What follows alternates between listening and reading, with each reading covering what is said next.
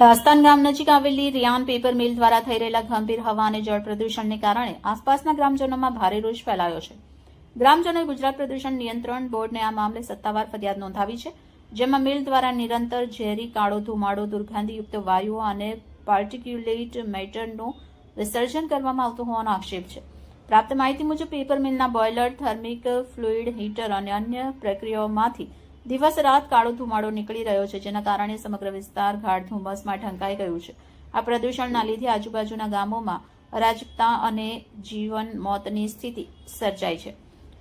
રહેવાસીઓ અને ખાસ કરીને બાળકો અને વૃદ્ધો શ્વાસની તકલીફ, તીવ્ર ખાંસી, અસ્થમા, આંખોમાં બળતરા, ત્વચા રોગ અને સતત માથાનો દુખાવો જેવી સમસ્યાઓથી પીડાઈ રહ્યા છે. ખેતી અને પશુધન પર તેની અસર થઈ રહી છે. પશુઓમાં પણ શ્વાસની બીમારીઓ જોવા મળી રહી છે અને ખેતરોમાં ફેલાતા પાકને નુકસાન થઈ રહ્યું છે.